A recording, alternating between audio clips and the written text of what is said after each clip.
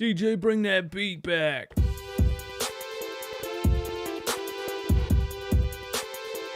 Let's get 100 likes. Let's get 100 likes.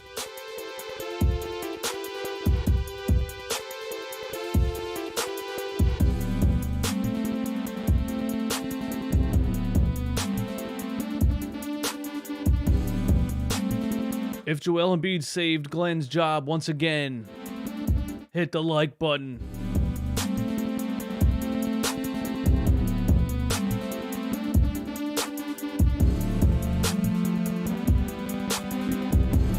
If Joel Embiid should put John Collins on a t-shirt, hit the like button.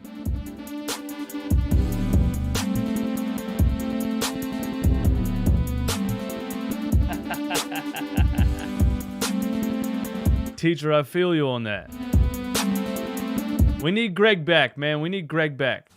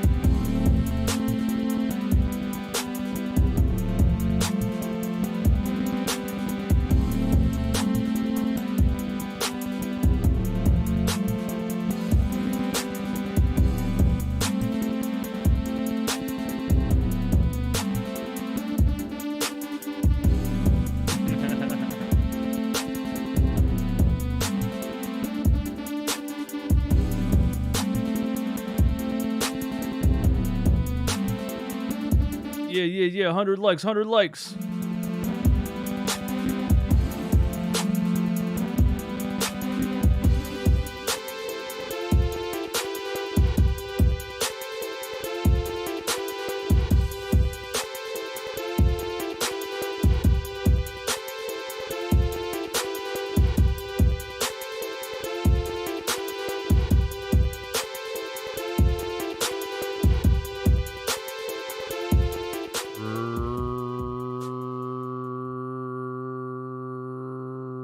Running Back Nation, what is good? It is your boy DJ Eastwood. Running Back Philly. No frauds. No fanboys. And absolutely never, ever, ever, ever, ever any intros. I've been a fraud for a week. I've been skipping Sixers games. I skipped the Eagles game. I've been down, man. Just to being a busy week. The Thanksgiving Eve, Thanksgiving Day. I DJ'd Thursday, I DJ'd Wednesday, I DJ'd Saturday night. I worked Friday all day, Saturday all day. It was just, listen, Sunday I was down. I missed Wednesday's game. I missed Friday's game. And then last night I watched the Eagles game after the Sixers game and was halfway asleep by halftime. So I'm glad to be back. My dog is whining. Hold on a second.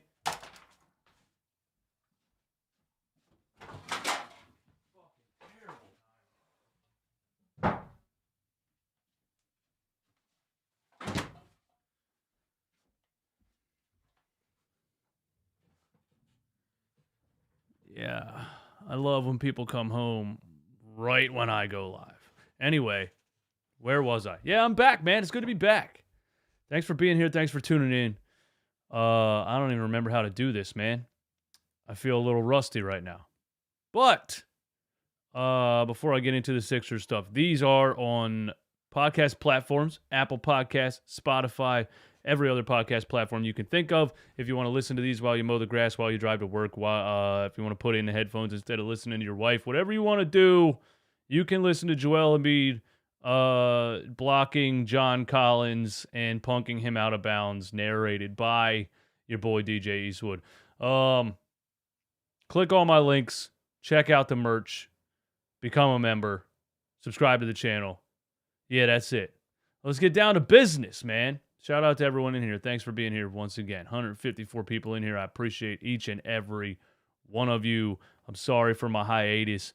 just felt a little bit burned out. I was tired as hell last week, and I didn't feel like doing anything. And I didn't do anything, and it felt great, and I feel amazing right now. The Philadelphia 76ers beat the Atlanta Hawks 104-101 on the shoulders of, yes, Joel Hans Embiid. Joel Embiid, after suffering a mild foot strain from minivan George Niang rolling up on his ankle a couple weeks ago. He missed, 4 games? Who would have put money on Joel Embiid coming back from injury before Tyrese Maxey and James Harden? But he's back.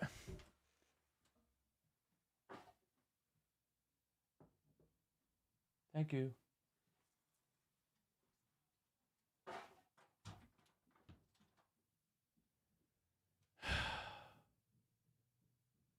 Another interruption.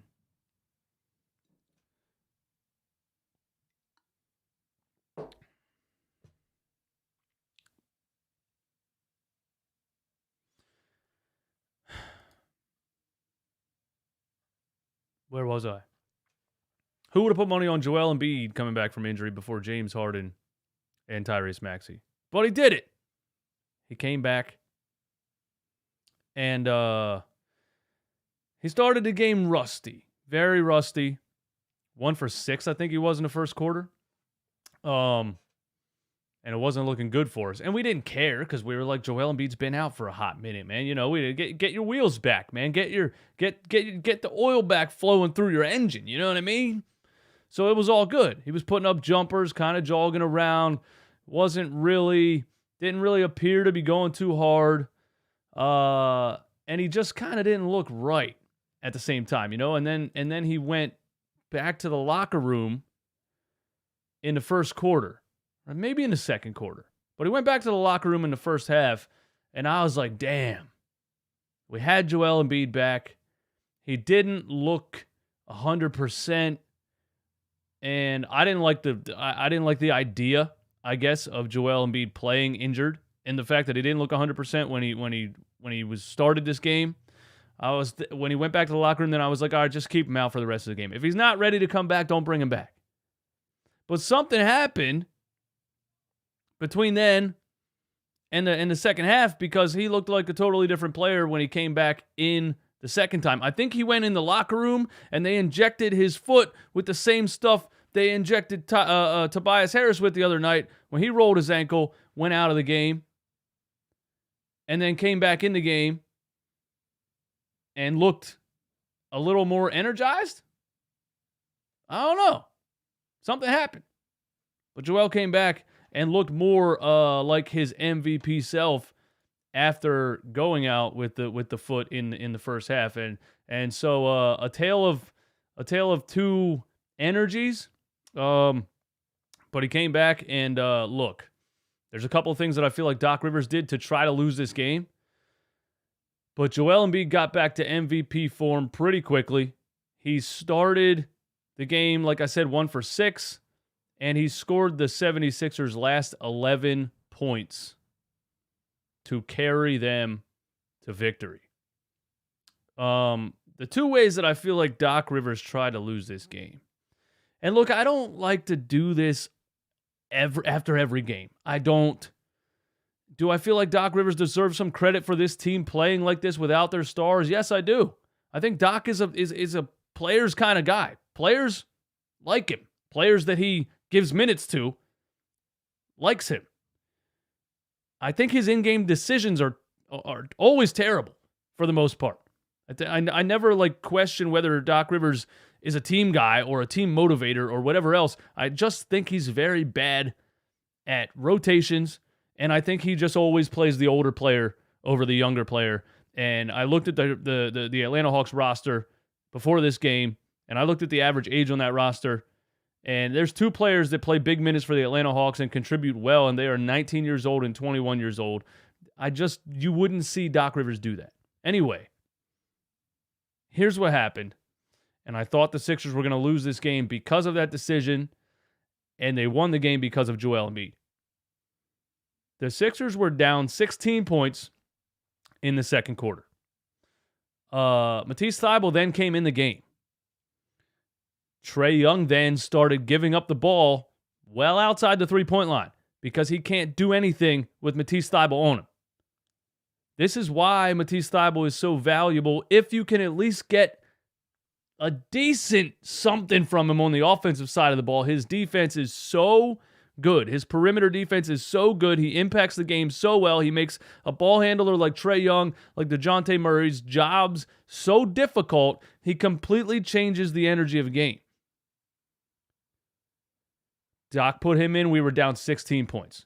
We immediately went on a 6-0 run, finished the half on a 15-4 run, and we're down by 4 points at halftime. Off the top of my head, if I'm off by a point or two, forgive me. And then I tweeted and I said prediction going into the fourth quarter, because Matisse played a lot. The end of the third also into the fourth, was still making plays. Had a left-handed drive, left-handed finger roll finish in the lane, and I almost passed out because I couldn't believe he added that to his game or even pulled that off. Just last year, you would never want Matisse Thybulle to be dribbling a basketball. But anyway, I tweeted and I said, prediction. Matisse is going to come out right when Trae Young comes in, and we're going to lose this game. Doc pulled Matisse out. Trae Young came back in the game, and I thought, here we go. And Trae started getting in the lane at will. I think DeAnthony Melton's a good defender, but he still gets in the lane at will around pick and rolls. And it just seems like Matisse Thybulle can definitely defend that on the perimeter a lot better. Shake Milton, Trae Young can just blow right by 24/7. So he started getting in the lane at will again, started throwing alley-oops, started hitting floaters, and I said, here we go. My prediction's going to stand. But Joel Embiid said, nah, I got this.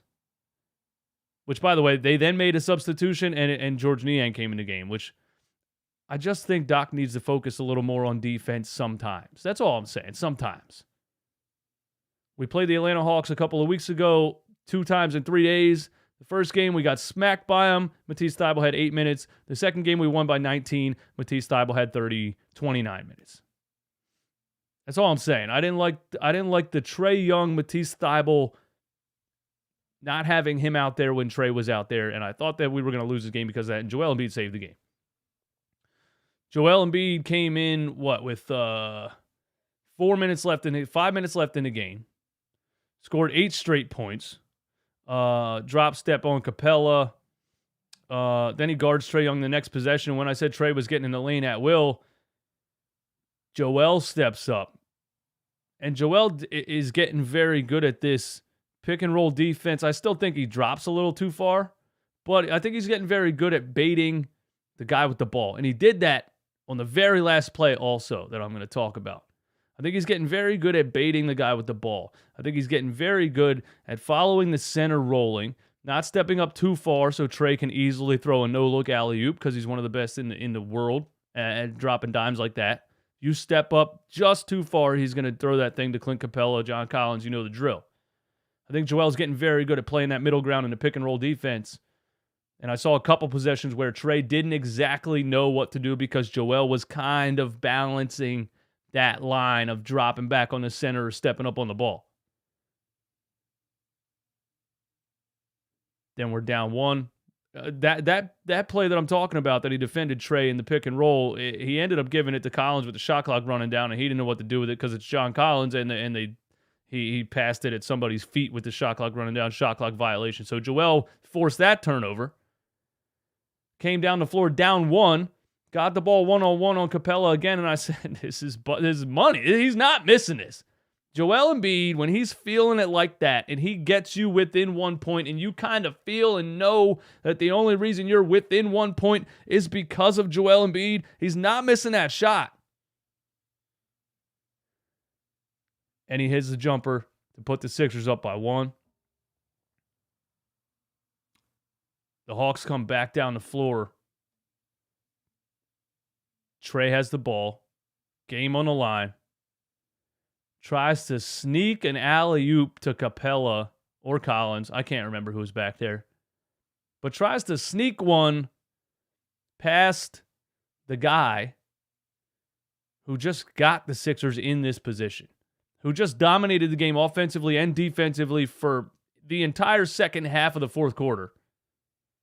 Trae tries to sneak an alley-oop past him, and guess who? Joel Embiid tips the pass, intercepts it, gets the ball, gets fouled, goes to the free throw line. Scores the last 11 points for the Sixers. And my camera died. An error-prevented shooting. That's a new one.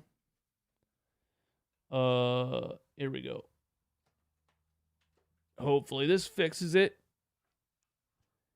An error-prevented shooting. Mind telling me what error that was? Eastwood comes back on rusty, just like Joel Embiid. Listen, I'm going to start out rusty like Joel did. Hopefully I get my game together right around the fourth quarter like Joel did. Yeah, so there you have it. That's how Joel Embiid won the game for the 76ers, man. That's how he won the game for him. Now, look, I didn't get to talk about this team for a while. Shake Milton's been absolutely balling out, and Tobias Harris has been balling out, and the biggest question is, what's this going to look like when the starters come back? I thought Shake was huge in this game, especially in certain instances. Shake Milton gives you 21 points, 9 for 20 from the field. I think 20 shot attempts for Shake Milton really stands out to me when you look at the box score, because that's confidence to me. I always look at shot attempts as confidence. That's confidence to me, especially for somebody like Shake Milton, because Tyrese Maxey goes out. James Harden goes out. Shake hasn't been getting minutes this season. Shake's maybe deserved it. His role has been inconsistent. You could say a lot of different things for the reason that he hasn't been out there. But he's been ramping it up the past couple weeks, and he gets a chance here. And we think without Tyrese and without James, we're done. We're going to lose 15 straight games until they come back. So Shake Milton just being in an NBA game with Joel Embiid and putting up 20 shot attempts tells me that he's going out there and saying, this team needs me. And I know this team needs me.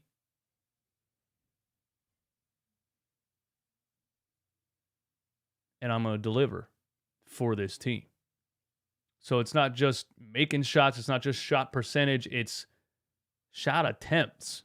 Having the confidence, knowing that this team needs you, knowing that you're probably, with Joel just coming back from injury, you might technically be the number one scoring option on this team right now, and he knew that. So I respect Shake Milton for that. You know what I mean? Tobias Harris, another super efficient game. 10 for 18 from the field, 3 for 7 from 3, 24 points, 10 rebounds. I always look at rebounds with Tobias Harris. There's a lot of games in his career. He's 6'8". There's a lot of games in his career where you get 2, you get 3 rebounds, and I don't like that. I feel like that rebound stat always exemplifies your effort level. I feel like if you're 6'8" and athletic like Tobias Harris is, and he finishes with 3-4 rebounds, then he just wasn't being aggressive enough, period, throughout the game. And I didn't look at the exact stats of some of the other games that I missed a couple of days ago, Wednesday and then Saturday, I think. But 10 rebounds in this game tells me that Tobias Harris was being active, was being aggressive. I feel like he's getting more arc on his jump shot, too. Is that a thing? Am I the only one that feels that way about Tobias Harris right now? I feel like he's getting more arc on the three-pointer. I feel like he's releasing it higher and getting better arc on the ball. Am I the only one noticing that? He's really confident shooting the 3 lately. This whole season, really trying to be that stretch 4, trying to fit in, next to James Harden, next to Joel Embiid, next to everybody, trying to be that player that the Sixers need to fit. Hey, man, thank you for joining the No Fraud Zone. I appreciate that. Yeah, I think Tobias has been doing great this whole season in trying to play that role. But then when Maxey and Harden go out and Embiid goes out for 4 games, Tobias really took on more of a scoring load and started to get back to, his LA Clipper kind of days, his Detroit Pistons kind of days where he got a lot of buckets in the paint. He fished out, he searched out a lot of mismatches, pinpointed certain players to get switches, backing down point guards, things like that, turnaround jumpers, turnaround hook shot, little floaters in the lane. Tobias has been huge lately. Does that mean we should not trade Tobias Harris? Absolutely not. That is not what that means. You should absolutely trade Tobias Harris. You should trade Tobias Harris pretty much right now. Because I don't think Tobias Harris's trade value has been this high since he's been in a Sixers uniform. And the reason you should trade Tobias Harris is because you can't have you have to, the people that come at me saying I'm wrong about this, you have to understand fit on a basketball team. There's Tyrese Maxey, there's James Harden, there's Joel Embiid. You simply cannot have this version of Tobias Harris when all of those guys are healthy. You can't. He's not going to get in the lane so much. He's not going to fish out mismatches and ISOs. This version of Tobias Harris is a version that another team could possibly take advantage of. We're only getting this version of Tobias Harris because those guys aren't here. I'm just saying, when Tyrese, James, and Joel are fully healthy, Tobias Harris might be good enough to put up 24 points in an NBA game, but you're not going to get that from him with those three guys on the floor. Unless Doc Rivers gets real creative. Unless Doc Rivers gets real creative with some staggering. Which, when has Doc Rivers been real creative? I'm just saying, Daryl. Think about trading Tobias Harris, man. Just think about it. His value is very high right now. Speaking of Doc trying to lose this game by not playing Matisse Thybulle there at the end, I have what might be a bold statement, but I think it's really obvious right now. I think this is really obvious right now. PJ Tucker. Okay, there's no way that you can tell me that PJ Tucker is giving you more than Matisse Thybulle is giving you right now. And I know I went this whole summer saying you need to trade Matisse Thybulle, and I thought you needed to trade Matisse Thybulle because I thought he had trade value because he's an amazing defender. I just didn't really think he had any damn offense whatsoever. I've been seeing more offensive, a little bit more of a bag, more offensive skill. I've been seeing a little bit more from Matisse Thybulle on the offensive end than I've seen from him in his short career so far. I'm seeing a little bit more confidence when he catches the ball on the offensive side. He's not hesitating to shoot when he's wide open from three. And tonight you saw him catch the ball, shot clock running down, pump fake, drive with the left, and finish with the left-handed floater off the glass. So somebody needs to explain to me, because Matisse Thybulle's defense blows PJ Tucker out of the water. We're not even going to go there. And PJ's a good defender for his size. Still at 37 years old. But Matisse Thybulle is so good defensively on the perimeter. Nobody can tell me that PJ Tucker right now is giving you more than Matisse Thybulle. So why in this game, when you watched the Sixers be down 16 points in the second quarter, you put Matisse Thybulle in the game, you watched all of the energy change, you watched Trae Young's confidence go out the window, the whole game changed. And the Sixers ended the half on a 15-4 run with Matisse Thybulle in the game, and it doesn't show up in the box score, but it's just the pressure he puts on ball handlers on the perimeter.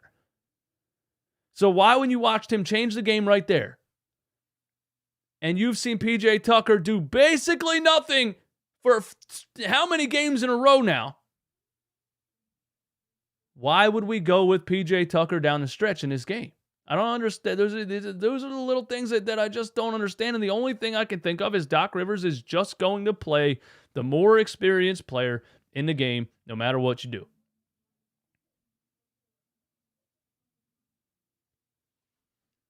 I just don't get it recently. I don't know. I think you got to end the game with Matisse Thybulle right there. I really do. I might be crazy for saying that. I might be crazy for saying that. I just think Thibault, PJ Tucker's defense, Thibault wins by a mile. Thibault, PJ Tucker's offense, it might just be even. They might be equally bad offensively, but you're getting way more athleticism and defense from the other guy. That's all I'm saying.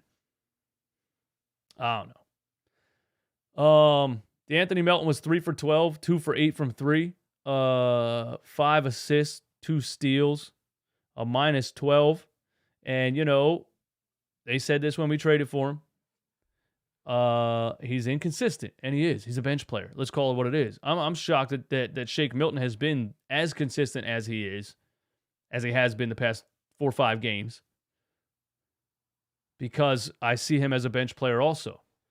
Shake Milton's kind of showing us all, hey, I might be a starter on a certain team, D'Anthony Melton's kind of showing us, hey, I can give you a lot one game, and some games I'm kind of just going to, not give you a whole lot. So inconsistent is a good word for him, but again, he's a bench player. He's 24 years old. He's a sixth man. I think he's a great player. I don't think his role is starting on certain NBA teams, maybe on some NBA teams, but this team, obviously, I don't think D'Anthony Melton should be a starter. As somebody said something crazy the other day about bench Maxey, start Milton. I don't know. You guys have been talking about all kinds of crazy shit ever since we beat the Orlando Magic back-to-back. You've been saying the wildest stuff I've ever heard in my life, and I knew it was coming. You don't have Embiid, Maxey, Harden. You win a couple games in a row. You beat the Magic by 30. I mean, that is a G League team. That's what it is. Let's call it what it is. They got a rookie and nobody else. Who else is out there? 40-year-old Terrence Ross? Nobody. So the internet goes crazy when we win a couple games against the Orlando Magic, talking about trade Embiid, bench Maxey, all this nonsense. You saw today why that doesn't last very long. You play against a team who is quite obviously way better than the Orlando Magic, and you need Joel Embiid. You absolutely need Joel Embiid to win the game. You need 21 from Shake Milton. You need 24 from Tobias Harris. Nobody else on the Sixers team was in double figures. Those 3 players combined for 75 points. Tobias Harris, Joel Embiid, and Shake Milton. Goose egg from PJ Tucker. We're getting used to that. 9 from D'Anthony Melton. A bad game for him. 2 from Furkan Korkmaz. What do you say? It's Furkan Korkmaz. He's only playing because of injuries. 3 points from Daniel House Jr. I guess you're out of options, but he was playing a lot in the beginning of the season. Doc likes him because he's almost 30 years old. Paul Reed, I liked what he did in this game. Got a couple cheap fouls called, but the hustle is just undeniable from Paul Reed. He had 3 offensive rebounds. He had a couple of momentum-changing plays. Crazy play in the fourth quarter. Paul Reed loses it along the baseline. D'Anthony Melton gets it back. No time on the shot clock. Kicks it to Tobias Harris for a buzzer beater. All started with Paul Reed, even though he lost the ball. Just Paul's energy, man. I feel like he changes the game. He doesn't get enough credit for it. He did hit a fadeaway jumper in the first half. A turnaround post jumper from Paul Reed. And I thought, man, Paul Reed might be getting a bag here. Paul Reed might be adding to his game offensively. Paul Reed might be learning how to play basketball on the offensive side. And then like 2 plays later, he got a 1-on-1 against Capella, hesitated, didn't know what to do at all, and just ran straight into him for an offensive foul. So I digress. I don't know if Paul Reed is learning how to play basketball on the offensive side.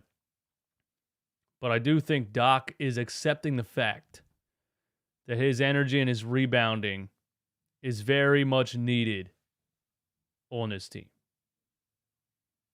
Very much needed. Trez can give you offense. Montrez is good around the rim.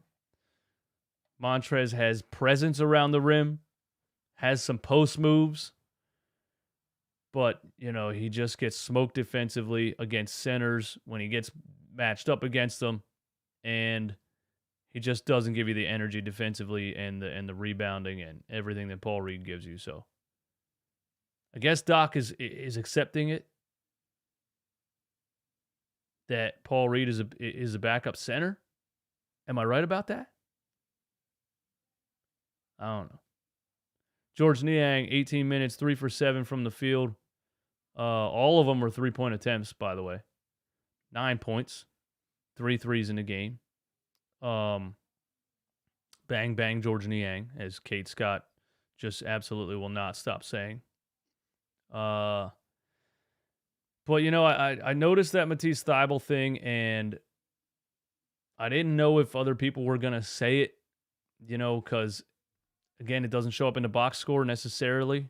It does show up on the plus-minus. The highest plus-minus on the team was Matisse Thybulle with a plus 12. The crazy part about that plus 12 is that Matisse Thybulle only played 7 minutes in the game. He played 7 minutes in this game, and he was a plus 12. So, I don't know. Maybe Doc doesn't play him anymore. Maybe Doc continues to go with PJ Tucker at the end of the game. Joel Embiid carried this one. Without Joel, we lose this game. Period. We held Trae Young to 18 points. He was 6 for 14 from the field. He was 1 for 4 from 3. I don't know, man. I never know about Trae Young. He's a great ball handler. He's a great passer. He has great vision. He's one of the best alley-oop tossers, I guess you could say, in the game. But once he gets pressured on the perimeter, I just don't think he's that good. Am I crazy for saying this? Am I crazy for saying Trae Young is a little overrated? He's not a very good three-point shooter. Low 30%. Still shoots the ball from 45 feet away. For what reason, I don't know. He'll hit one of those once in a while. But it's really a Walmart Steph Curry, man. And I think Trae still tries to get by baiting officials. You know, dribbling in front of someone and jumping backwards. He got one of those calls earlier in the game. The go around the pick and roll, feel the defender behind you, stop on a dime and jump backwards. And they gave him the call.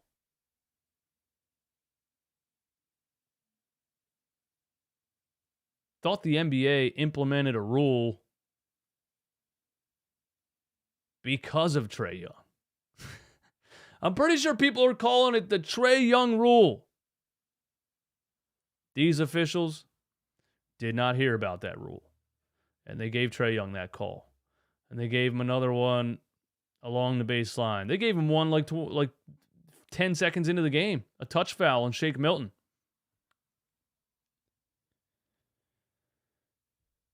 I think he's a little bit overrated. Dijonta Murray, they've looked great together against a lot of teams this season. I always thought it was going to be an awkward fit. Trying to play 2 point guards, trying to play 2 ball handlers, 2 pick and roll point guards. I wouldn't be shocked if Dijonta Murray ends up a little bit unhappy in this situation, having to play along another ball dominant guard. Because if I was Dijonta Murray and I'm getting out of San Antonio, I'd kind of want to be on a team where I'm the point guard. I am the point guard, you know? That's interesting. I'm just looking at the Atlanta Hawks box score and kind of giving my general thoughts on things. John Collins, look.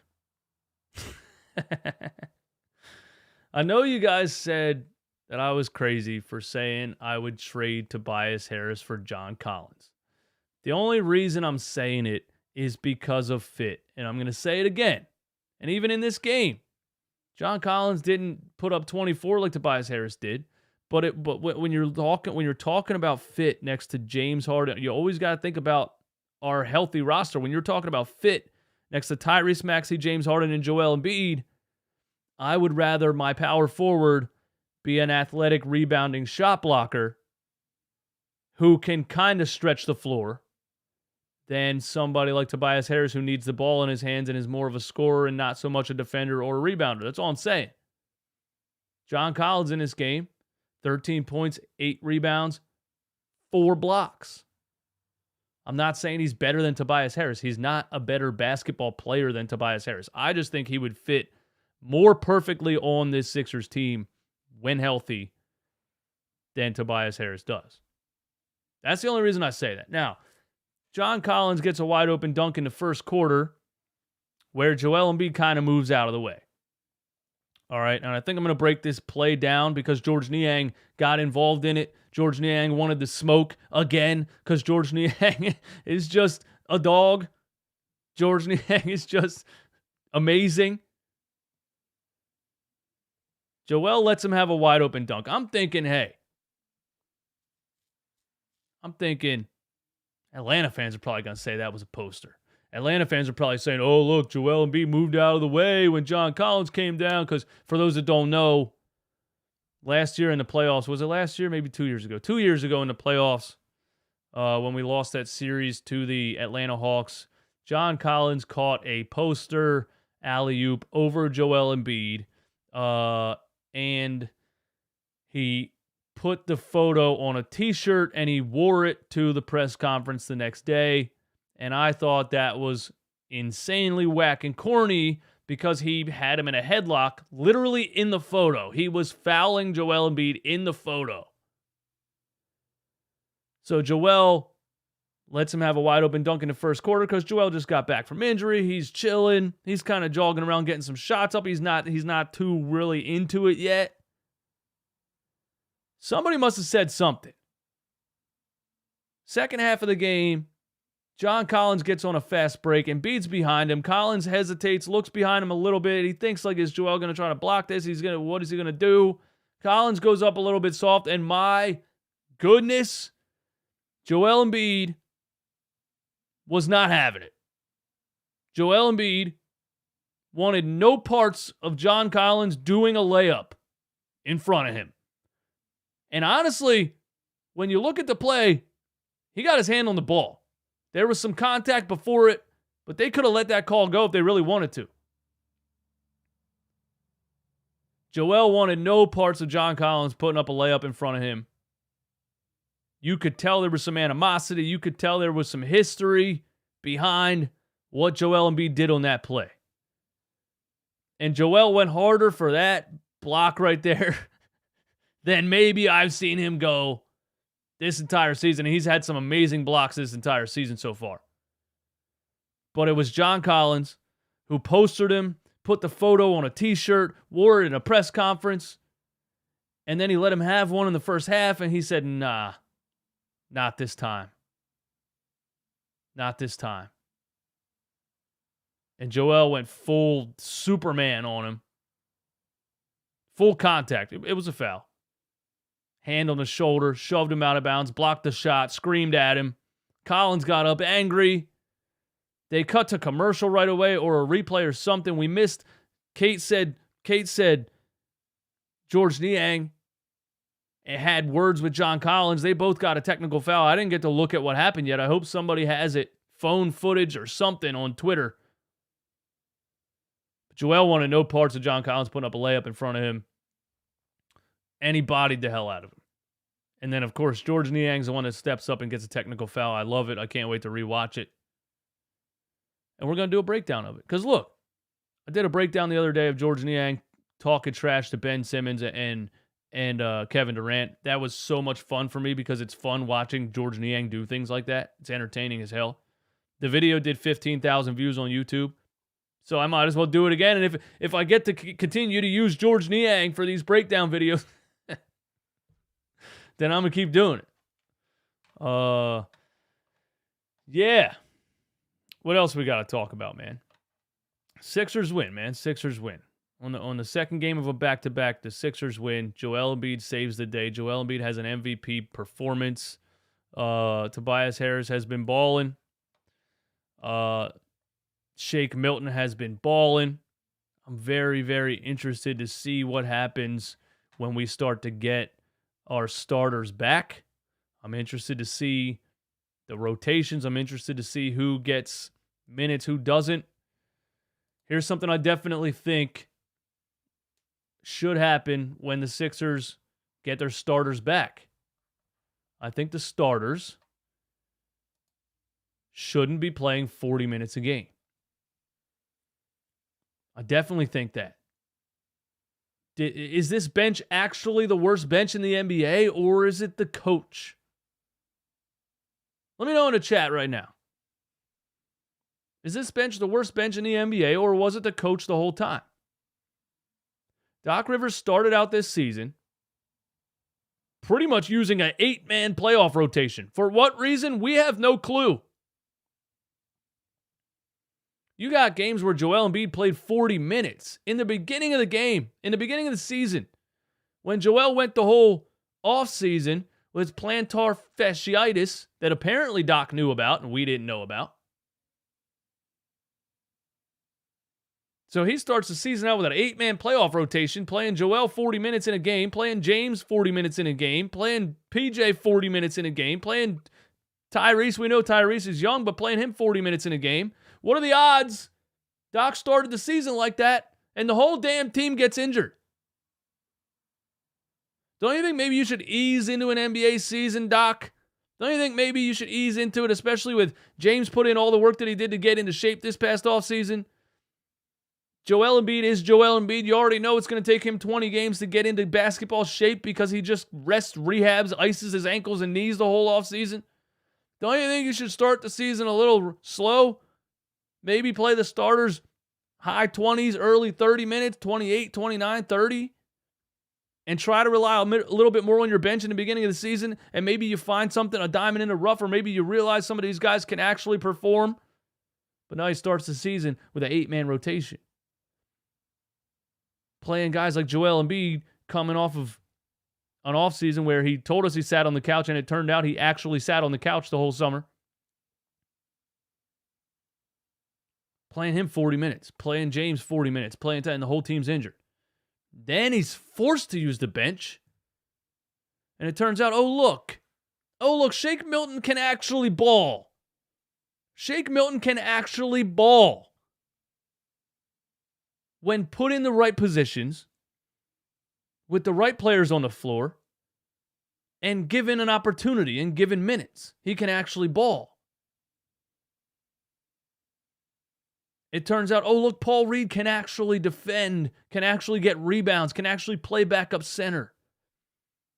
Even a couple games where we saw D'Anthony Melton drop 20+. We saw Furkan Korkmaz the other day make some Magic Johnson type of plays. I don't know. I've never seen a player be a superstar and a bum at the same time. And if I see one more Furkan Korkmaz behind the back pass that goes nowhere, I'm going to scream. But I'm just saying, like, when the starters come back, I would really like to see Doc Rivers continue to give opportunities to guys like Shake Milton. Of course, he's not going to get 40 minutes in a game. But Montrezl Harrell should not be the first one off the bench. I'm sorry. George Niang should not be the first one off the bench when the starters are back.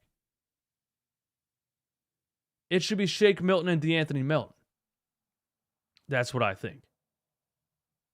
I still think Matisse Thybulle should play over PJ Tucker. But they paid him. They gave him 3 years, $30 million.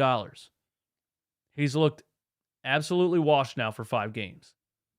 Hopefully he gets it back. Maybe at his age 37, maybe it takes him till the second half of the season to really look like he's in playoff mode.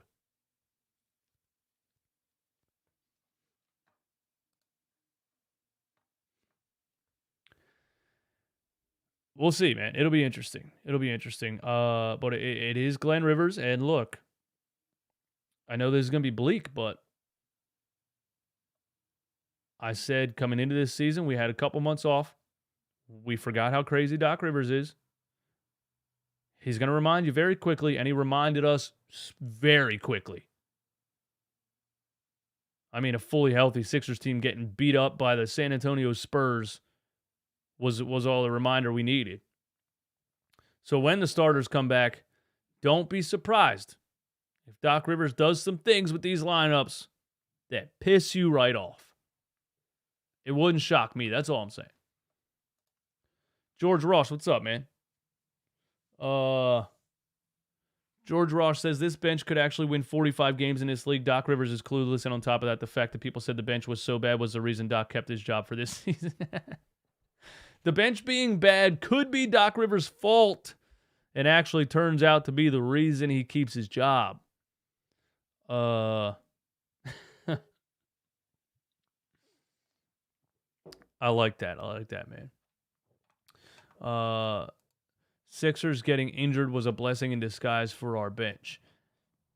It upped the confidence level for the bench guys. It gave the bench guys minutes and let them get some run on the floor and get into basketball rhythm and things like that.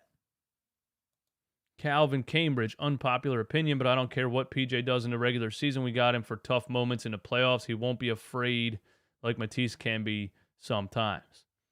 I like that, Calvin. I like that. And I think, you could turn out to be right about that. We saw Matisse in a Toronto Raptors series last playoffs. And yeah, he looked scared, timid, didn't want to shoot it at all.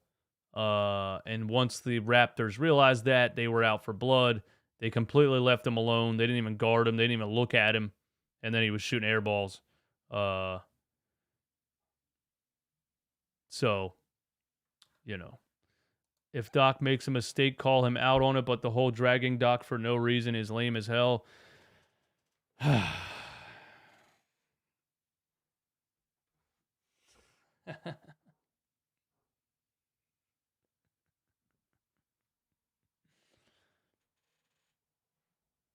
I explained to you exactly what Doc Rivers did in this game that would have lost us the game, but Joel Embiid said, I got this. And no. Just no. Because we hired Doc Rivers. We thought he was going to bring some accountability to a team that had none after Brett Brown. And he came in here and defended the biggest baby fraud bum bust of all time, Ben Simmons. He came in here and defended that baby. Babied the baby. The opposite of what we wanted him to do. The opposite of why he was hired. For an entire year. Argued with the media. Put down the media. All the time. I'm right, you're wrong. I'm right, you're wrong. You guys just need to appreciate Ben Simmons, I just don't think you really appreciate what he does. He doesn't have to score. That backfired more than anything could ever backfire. And Ben is the one that quits. And Doc has to admit at the end of the season, Doc has to admit after that game that he was wrong about Ben Simmons. That everybody else was right. And then guess what? Last season, in the playoffs, Paul Reed has some incredible performances against an athletic Toronto Raptors team. When you need defense and rebounding and effort and energy, Paul Reed had some amazing games. And when it came down to it, he would play DeAndre Jordan. This is a guy that put Paul Millsap on Giannis Antetokounmpo for 8 straight minutes and gave up 17 straight points. Do you realize this? This is a guy who gave up on a 6'10", 250-pound Charles Bassey when you don't have a backup center. This is a guy that got rid of Isaiah Joe. Wouldn't play him at all. When you need three-point shooters, when you need sparks off the bench, Isaiah Joe the other night scored 21 points in 21 minutes. He just set a franchise record for hitting 9 straight three-pointers. A player that Doc Rivers would never put on the floor. Are you kidding me, Dominic Brown? Are you actually joking?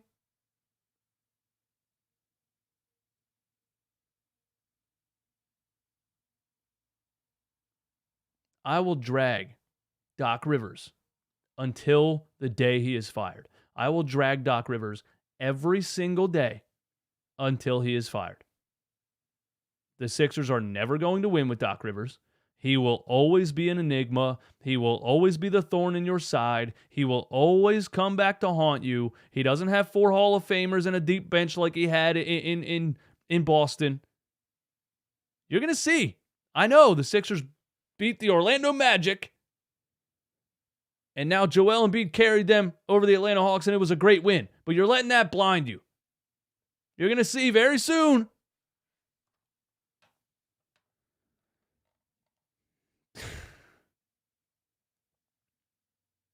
Unreal.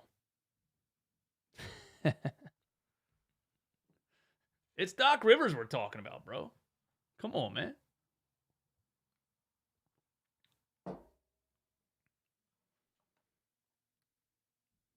Anyway.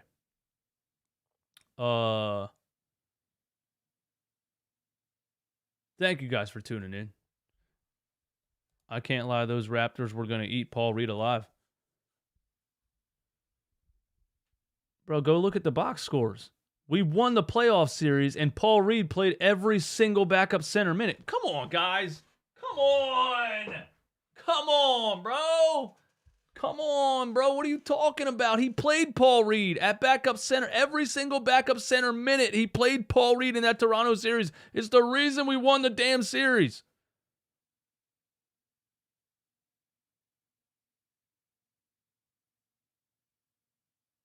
What are we talking about? What are we talking about? I can't be sitting up here reading comments from people that didn't even watch the damn team last year.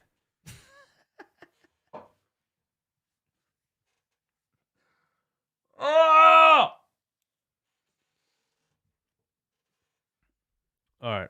I got to get out of here. I love you all. I'll talk to you soon.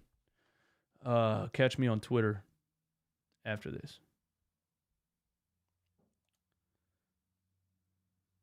And the Real Royal follows that up with, Paul Reed is good, so tell me his stats last season. Watch games, bro. Watch games! Watch games! You just admitted to me that you didn't even know Paul Reed played in the Toronto series. How are we having this conversation? Watch games, bro. Stop watching the box score. Watch games. That's my advice.